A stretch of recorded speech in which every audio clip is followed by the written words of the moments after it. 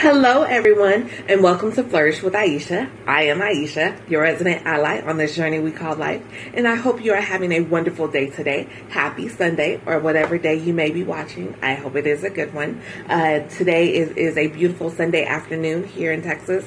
The sun is nice and shining, and so I have the blinds open today. Wanted to get a little bit of sunlight in, and just wanted to stop by really quick. Something that crossed my mind this weekend today was patience. We are getting ready to plant a garden. Well, my husband, I'm just going to be here, his cheerleader. He's getting ready to plant a garden this week coming up. And so one of the things we talked about was being patient for the crop to grow. And I thought about that and I said, we need that in life. We need patience. And a lot of times, myself included, we are so impatient. Well, Aisha, what does that mean? What does it mean to be patient? Well, the short version of it is to wait for something to happen. But I decided, who wants the short version? Let's get Webster's version, right? So let's go to Webster and see what Webster has to say. And so the definition of patience, Webster says, the quality of being patient. Capacity of calm endurance. So my question is, okay, well, it's the quality of being patient. What is patient, right?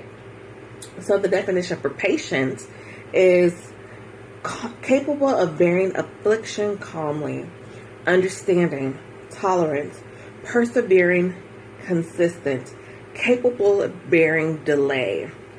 Okay, so if we take that into consideration, you want to be calm, right?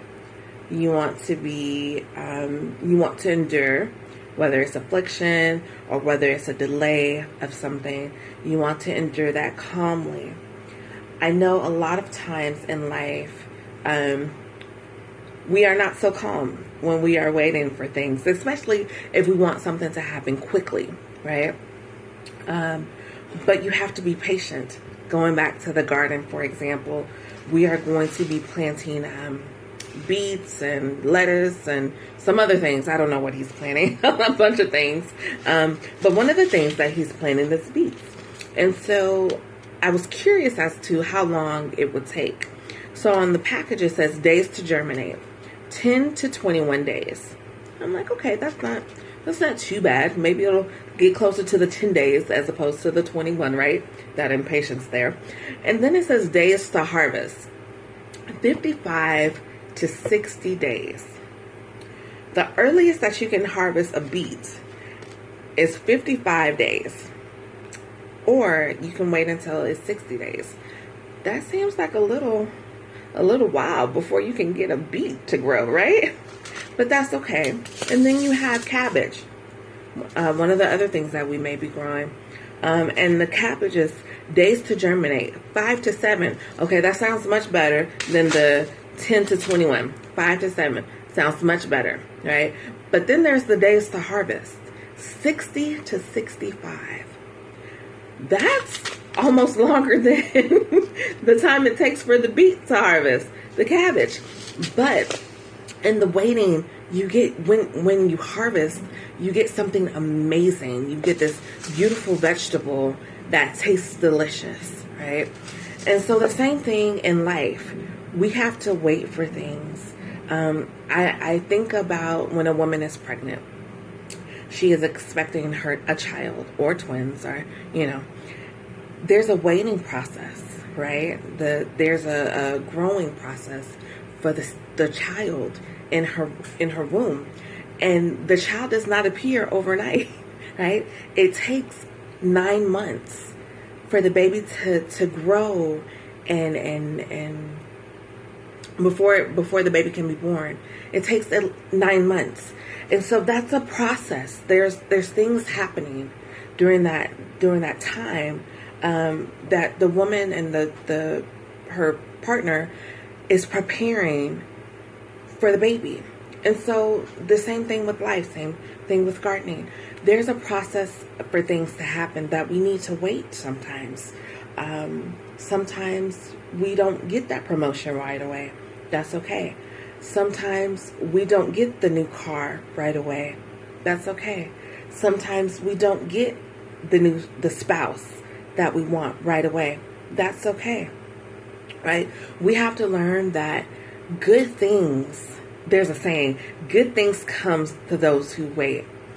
That is so true. That is so true. There's been so many times cooking, for example, and I know I'm probably all over the place, but I just want to give you different examples. Cooking. I am not the best cook, I will be honest. But when I do cook, I have to remember, take your time. Because when you don't, you can burn something. Something that could have turned out to be very delicious is now burnt. Because instead of taking 30 minutes, the proper time for it to cook, you took 3 minutes on high. Right? So you have to be patient when you're doing things. And you have to be patient and wait for the good thing to happen, right? And so I just want to encourage you. I know I am in a season of patiently waiting for some things to happen. And many of you may be in a season where you are patiently waiting for things to happen. Enjoy the process. Enjoy the process of waiting. If you can do something in the process, maybe learn a new skill or meet a new friend or serve someone in your neighborhood while you're waiting for your good thing to happen, enjoy the process, right? And so I just want to leave that with you to encourage us on today. Good things come to those who wait. So let's wait with expectancy. Let's wait with anticipation. Let's wait with joy, right? Let's wait with joy.